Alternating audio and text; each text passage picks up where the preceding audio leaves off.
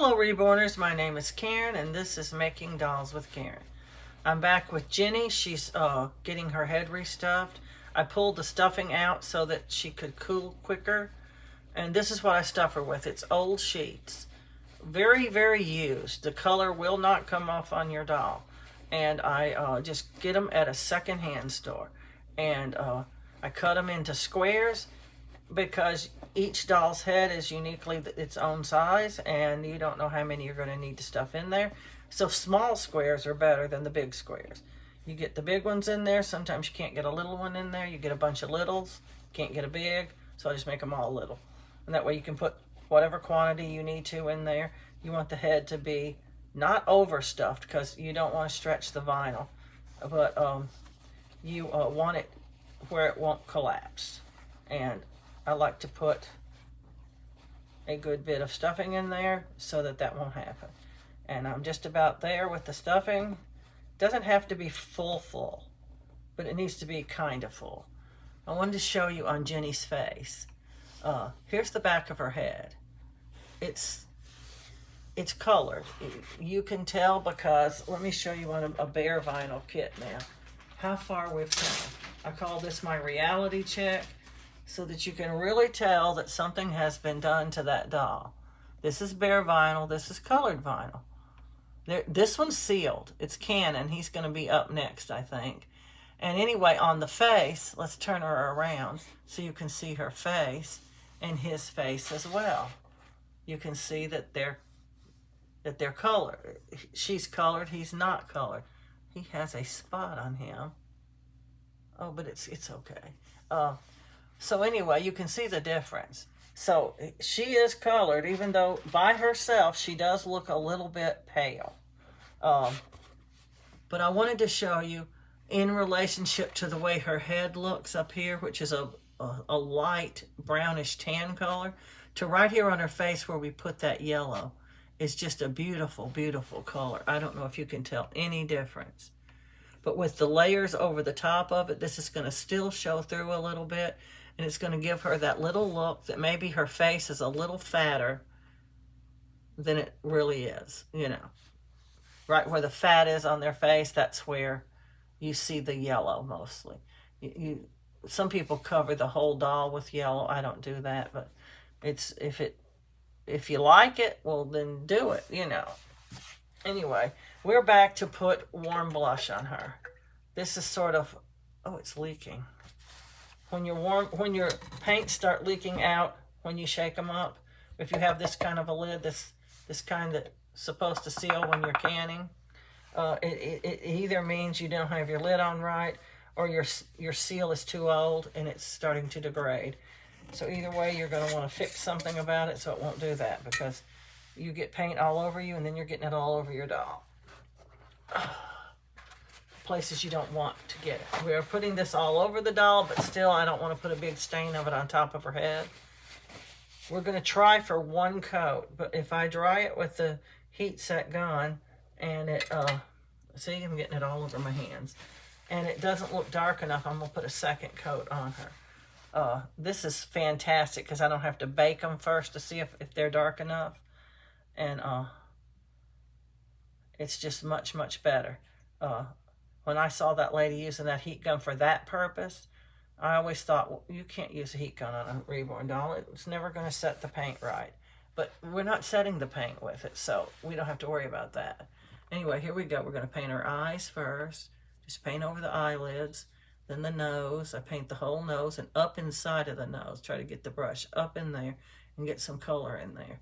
Even though I put a little bit of red in there, we want every color. Most of the time, you want every color all over the doll. There are some instances where you don't.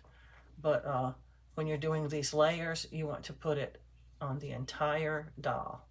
Lips, nails, everywhere.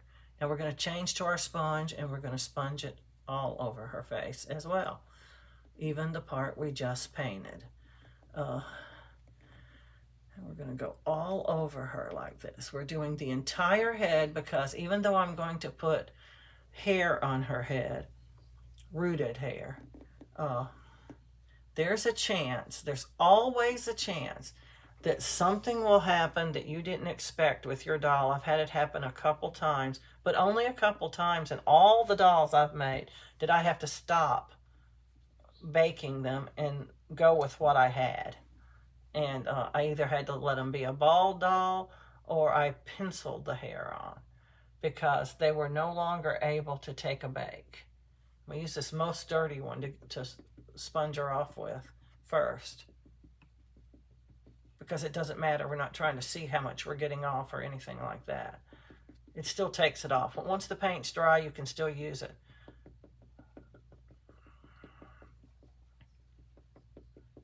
But I'm going to sponge her real good with this one.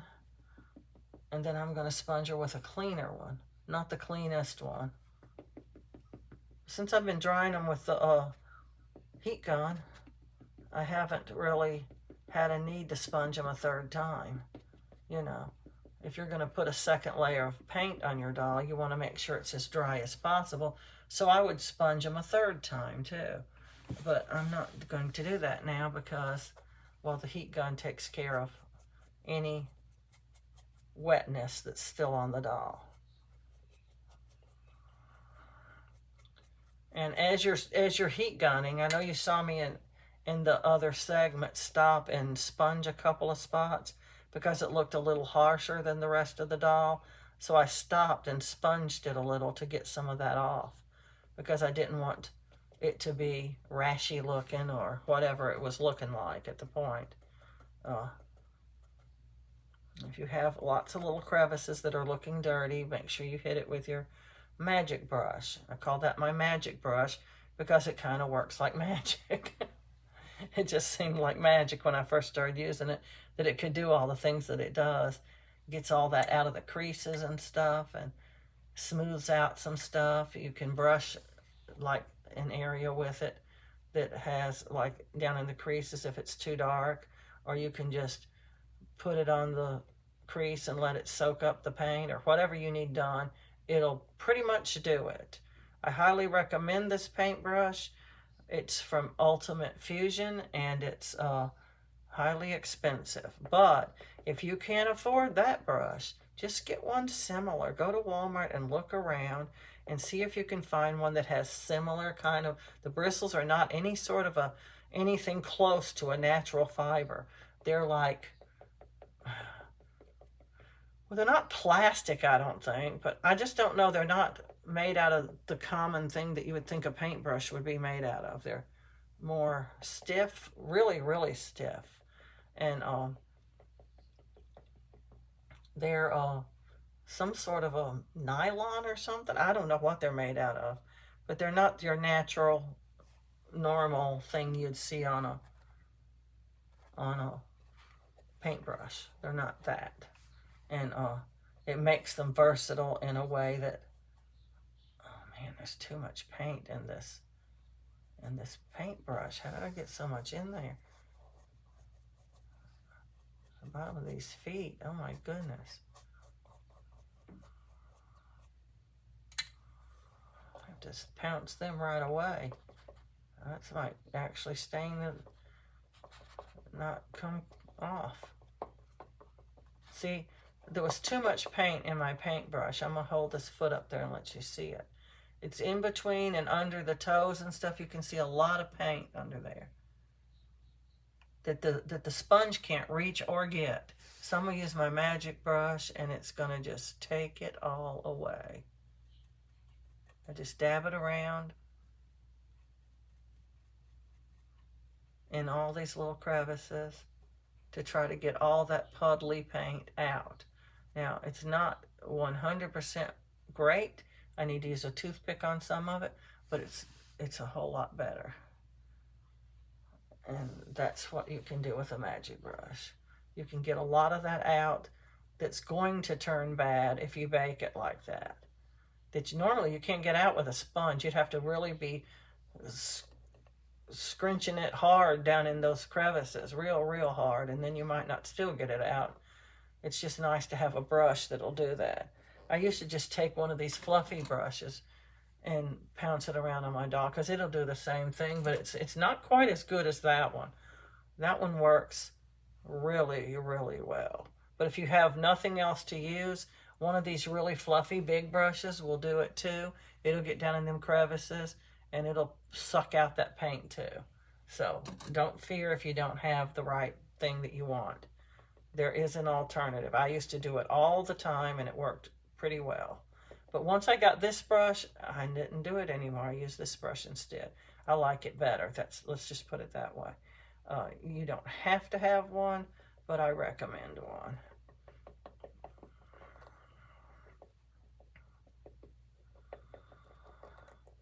You want to try to make sure when you're pouncing around randomly like this on your doll's leg that you're actually going to touch every spot on that leg. And that's the whole reason we're doing it, to even out the paint, because it can get quite puddly in some spots while it's very thin in other spots. And pouncing around will pick up some in one spot and maybe even deposit it in a spot where it's lesser.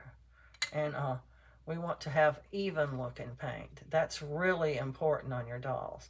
The colors you use are important too, but more important than that, I think, is that the doll looks even all over. You don't want it to look real dark on the forearm and real light on the upper arm. That would not look natural. Just like you wouldn't want one limb to be really, really dark and another limb to be really, really light. Sometimes people have to paint up a limb because I know my friend made a doll for one of her grandkids, and you know how kids are. They just leave their dolls laying on the floor. They drag them around with them. And it's really important if you're going to make a doll. To me, it's important that you use heat set because it's more durable. But anyway, the dog chewed the arm. Their dog chewed the arm of the doll and chewed off the hand. And so she needed a replacement hand. So she had to paint one up. And in that instance, you're going to have a little bit of a difference. I don't care. And I mean, even if you have the exact same jars of paint, it's not going to look identical. For one thing, it's not the original arm that you painted at the exact same time as you painted the rest of the doll and matched the kit exactly. I think there's a difference between batches of doll kits. Like they could be slightly larger, slightly smaller, slightly a different color, slightly a different kind of vinyl, you know, all those things. It could be different things. And so if you even got another one of the same kit or just got limbs that went to that doll, you might have a slight, and I'm talking slight, very, very slight difference in the color of the vinyl or the texture of the vinyl or something that's going to make painting it a little different. So that's something that you can't help. But when you're painting your doll with a full kit, you want to make sure you are putting the same colors on at the same time. That's why catching up something that you left a little bit paler than you should is really hard, because you're not going to remember just how intense was that red I put on, and just how many coats of that warm blush did I put on. And you know, it's just not going to match exactly. For one thing, you're going to get some of it when you're patching up a little spot. You're going to get some of it on the area around the spot, which is going to make it look darker automatically. It's super, super tedious work and very hard to not get it on the surrounding vinyl around the spot you're trying to touch up. Very, almost impossible. Some people are able to do it, but it's a shocker that they can do it because it is so, so hard. I have tried numerous times to do it myself, and it's not easy. It's not impossible. It can be done. People have done it. But you have to be extremely, extremely careful with your painting on that spot. You'll have to try to remember how many coats. Hopefully you still have the same mixture that you had the first time. But you have to remember how many coats of each one you put on there, what order you put everything on. You just have to remember all the details to touch it up. And I almost exclusively always put my paint on in the same order. That's one reason why I do it. The second reason is I do think it matters, because I have before regretted not putting a second coat of 05 on, and then I went back and put it on top of the warm blush, and it just didn't look the same to me. And so I do think it matters, the order. I'm not 100% on that. It could just be my imagination, but I think it does. Okay, she's painted, so now I'm going to hit her with the hot glue gun. With the hot glue gun. It's not glue, y'all. The hot gun, the heat gun, to see if she'll dry up a little, and I can tell how dark she is.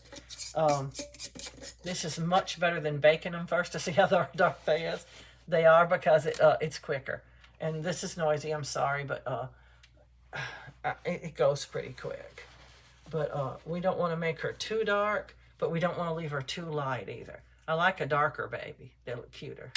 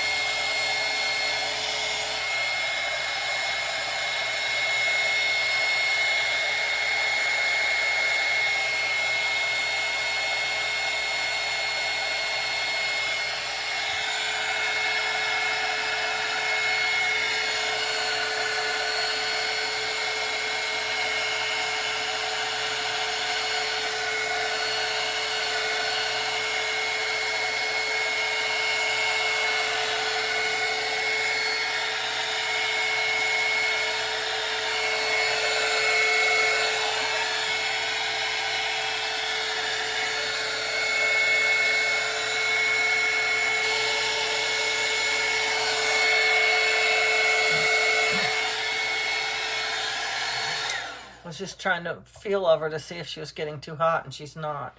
But I don't know if you can tell the difference. She's much lighter now. Let's compare it to her leg. Now, because she has blush on, she's going to look a little bit darker. But look in these spots where she doesn't have blush and compare it to this leg. She's gotten a lot lighter because she's dry now. And see, this one's still shiny, so we know it's still wet. And she's not shiny. Slightly bit on her forehead up here. I'll just hit that a little bit more.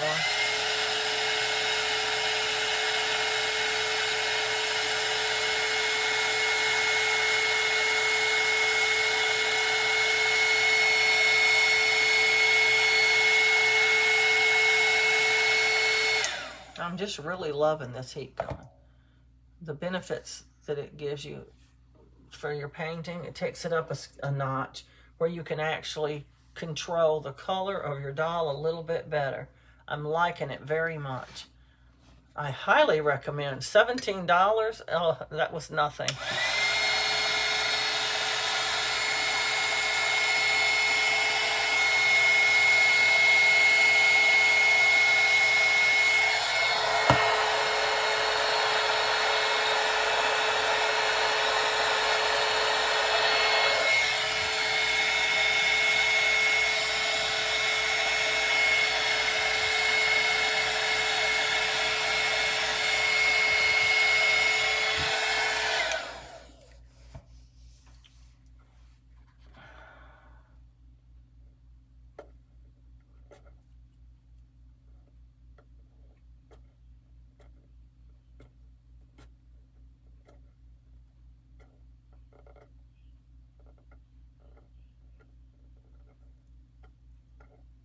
Her hands are looking a little mucky.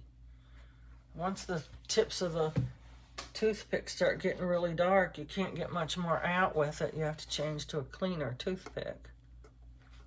Don't dig hard, you'll dig a hole in the vinyl. These are places where the vinyl's thinner on the doll. Between the fingers and stuff, it's thinner. So you don't want to dig hard enough to actually make a hole there. That would be tragic. Anyway, let's hit her a little bit more.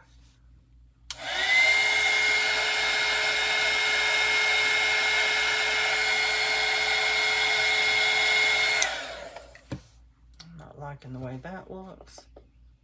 When you see a spot you don't like the way it looks, touch it up right immediately.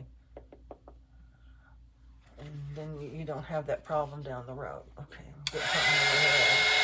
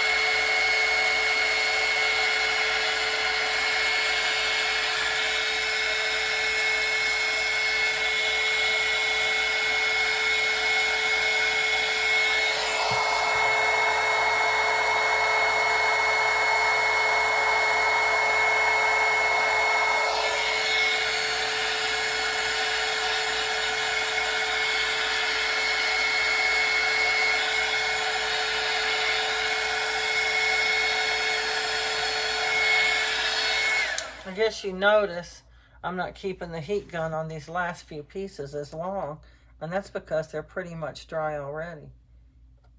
They just dried on their own. And she does have a nice color, so I'm going to work on her baby scratch before I put her in the oven.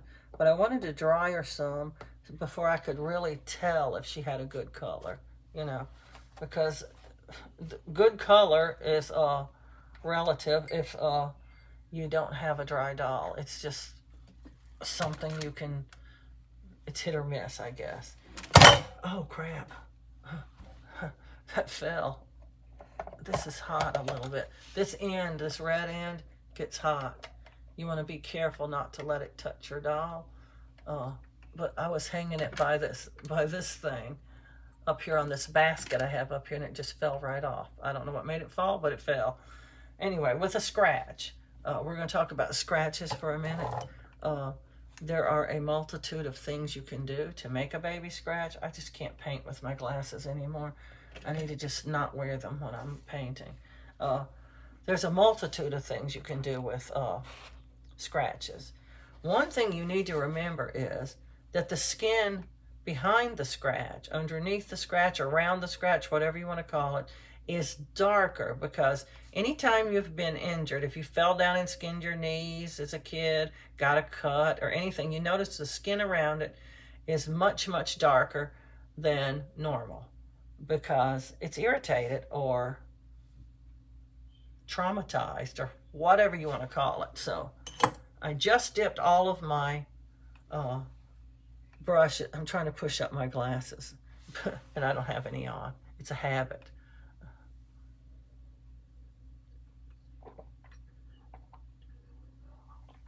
I just dipped all of my brushes and they're very, very wet. Probably a good thing for making a scratch. I'm going to just make an area. You need to pick the spot you want your scratch to be. I almost always put it over on this side of the face. Never hardly ever on this side of the face. I guess because I'm right-handed. But I'm going to put it on this side this time. You need to try to determine, okay, if the baby reached up to and scratched itself, I guess it could do it any way that it put its hand on its face. But what's the most common way you think it would happen? And you don't want every scratch to look the same, so you want to do some that look unusual. And this one I'm going to put down over here near her temple, coming down her face a little bit right here. And scratches, unlike veins and arteries and stuff, are very straight usually. I just colored the skin behind where the scratch is going to go. I just made a red line, just a kind of fat red line there, because we want the actual scratch is going to be kind of thin, but we want the skin around it to still look darker. So that's why I did that first.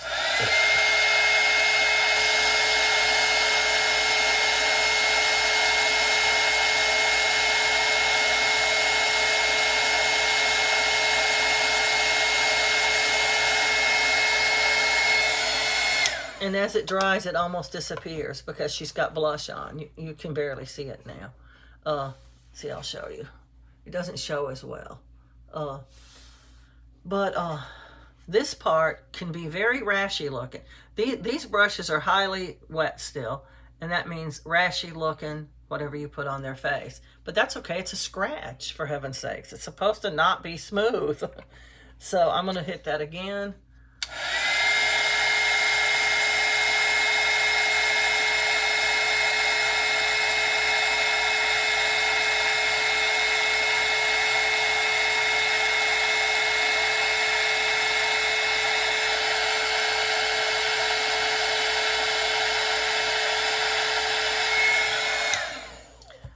That's probably dry, and it's kind of hot.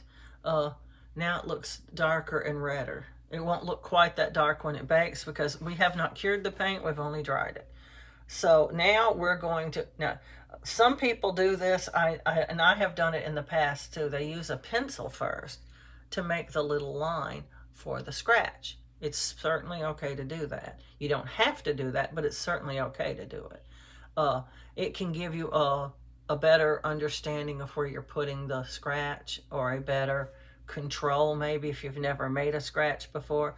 But if you're going to do it, I recommend instead of making a line, you just make some dots. A scratch is usually a series of little dots because your nail doesn't make a straight line. Well, I might when it's super fresh, but then when it starts to scab up a little bit, it's going to have little dots. These are just guidelines. We're not going to let that be the scratch. Of course not. Now, what we're going to do is we're going to take our little tiny brush, the tiniest one. I love this Ultimate Fusion brush. It has like five little bristles in it. Well, I'm sure it's more than that, but they're just a very tiny, tiny bit of bristles in it. And so you're able to just get a tiny, tiny little dot of paint on the tip of it. One of these is almost similar to it though. See, there is an alternative to the expensive. You can get one of these. And I like to use this paint for some of my scratches, but I've found that if you use thick medium, a little bit of thick medium, and we're talking drops, because of the fact that a scratch is so tiny that you don't need a lot of anything. Here's my thick right here. I might have some other thick out because I think I had 2 jars of thick, but this is the only one I see. I save these little tops to drinks because when you need to only have a few little drops of paint, you don't need anything big. You just need something small enough to put a tiny bit of each thing in there. I'm going to use a toothpick. I need so little bit. And I'm going to add a little bit of this color to it, this is Genesis Red, Genesis Lip Nail and Blush Red, that I mixed up before Genesis went out of business. I've been using it that long, yes, that long. I'm putting this much in there, which is way too much. I just don't know how to mix a tiny amount. That's about as tiny as I can mix and still mix it up. You know, the amount you need is probably a drop, literally a drop. But it's already cut with, this has already been cut with thinning medium. In fact, I just mixed it in a bottle of thinning medium. This is one of those Pratt bottles of thinning medium that I was talking about that I got from that lady. And I just put the paint right into the thinning medium and mixed it up. And so it's darker than normal paint that you cut with regular paint thinner. And so it's better for mixing into colors than I'd have to take paint straight from a jar, and I'm afraid I'll get it too dark that way. We do want it kind of dark, so I'm going to put a good bit of paint in here. Probably way more than we need. There'll be a lot left over. But the best part about doing it with this heat gun is instead of baking it to see if it needs any more done to it, I'm just going to hit it with the heat gun and give it a little drying time, and that way. Now this is super thick and it's going to have a texture. So if you actually feel of her scratch, you'll be able to feel that it's raised slightly from her skin. You need to make sure all of your thinning medium is completely mixed into the paint, because if you don't, you're going to have one kind of mess you don't want to deal with. Okay, so I'm going to put the top back on this for right now. I will be using some of this straight from this jar just to darken it. We don't need to every time put thick on it, because it'll get so thick it'll just be like, I don't know, a horrible scab. And babies don't scratch themselves that horrible. We want to put a little bit on there that's almost a continuous line. It won't be a continuous line, but it'll almost be a continuous line, because we want it to look like she got scratched with her fingernail. And they're pretty smooth. But see, it's a little bit bumpy. There is no space between, but some of the dots are thicker and bigger, and so it looks bumpy still. But the entire area, the straight line, is covered with paint. That's my first layer. And you see how you can see the skin around it is dark. So now I'm going to hit that with the heat gun and hopefully dry it up here in just a second or two. Well, not a second, but you know what I mean.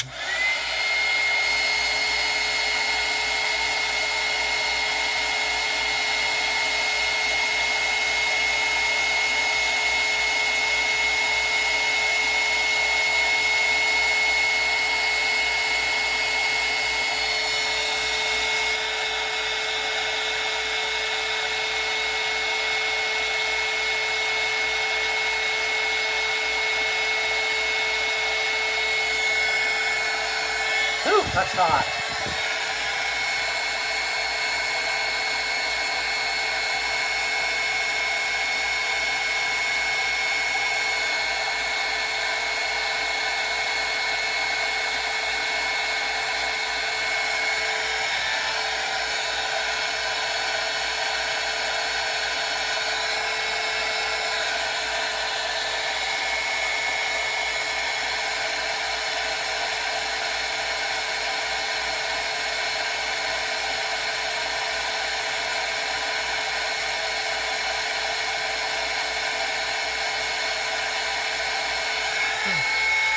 Touching is not a good idea if it's still wet, but I can't tell if it's getting dry. I can tell that the lesser areas where I didn't put it quite so bumpy are dry, and it's quite hot on her face. So I just don't know if I should touch it or not. Oh, it's not completely dry. It's not completely dry because it still feels a little bit gooey, but nothing came off on my finger. So that's a step in the right direction. It's getting very dry. So that's our first layer, and we're going to work on it a little bit more. I'm going to put a little bit of just the red color on it now. The lady I saw do it put some purple on it. I'm not sure I want to do that. It makes it look more bruised to me. I don't want it to look like a bruise as much as I want it to look like a scratch. I'm just going to paint over the bumps now with this solid, smooth paint. She's still a little hot to do that. The hotness dries the paint a little fast, but since this is a scratch, all it's going to do is make it look scratchy looking, and that's what we want anyway. So I'm just going to paint a little bit of this over the top of it in a straight line. That's almost a complete scratch right there. That looks absolutely fabulous to me. And if it wasn't so hot, I'd hit it with the heat gun again, but she's still a little bit hot. And after this, we're going to put another coat of the bumpy thick stuff on it to make it a little more raised.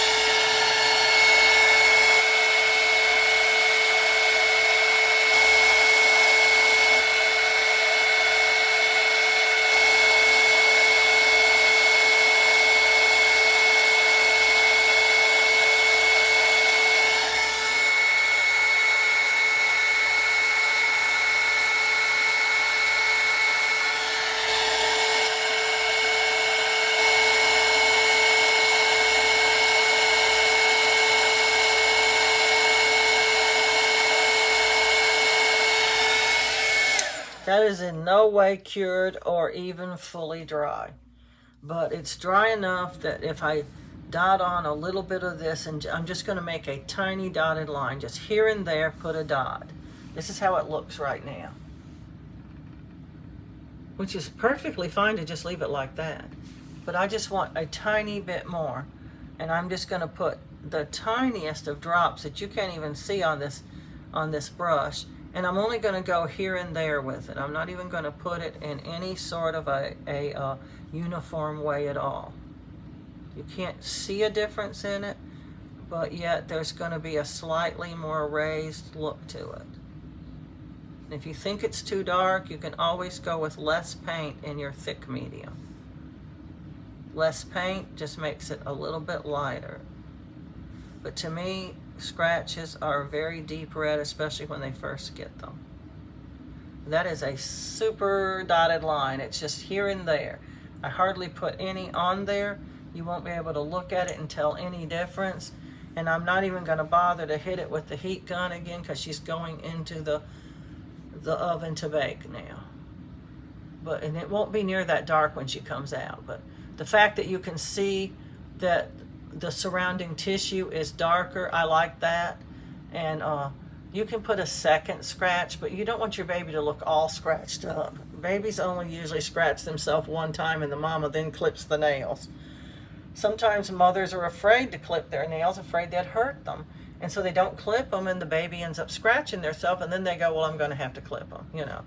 And I knew people who bit off their kids' fingernails because they thought it was safer than nail clippers. I always just got those baby nail clippers. They're tiny. And you just be really careful to make sure you're not getting any skin, and you just clip them. I'm not 100% satisfied with her creases, but we're going to go with them. I'm not a crease fan anyway. And when we come back, she will get her last coat of paint, which will be the blush. And we won't bother to hit that with the glue gun. I only ever put one coat of blush because it is dark. And we don't want our baby to be too red. And some people say, well, is it even possible to get too red? Well, I think it is. I think that a lot of times I've seen lots of dolls that had extremely red faces, maybe as red as that scratch, and I'm going, that is just too red, too red. I don't want them to look like they were just born 5 minutes ago. I mean, that's how red they are when they're first born, but that they might be 2 or 3 days old, or a week old, or even a month old, who knows, that they just look like a slightly older baby. Some people want that fresh newborn look. They want the dry skin, they want all that. And I don't think milk spots and lip blisters go along with freshly born baby, but they put all that in it anyway. But she's got capillaries, she's got veins, she's got a scratch, she's got creasing, her nails are done. She's ready to get her blush when she comes out. So we're going to finish her up today so that she can get hair, and I'm about to do a baby reveal. I have 2 dolls more to put together before I do that. It'll be another short with several babies, a couple pictures of each baby kind of mixed together, and I'll try to find a song to put on it, or some sort of music, I don't know. Makes it a little easier to watch when there's music, you know. Anyway, we're going to put her up and get a bake, and we'll be back when she's fully baked. So please remember to like, subscribe, and share, and happy reborning.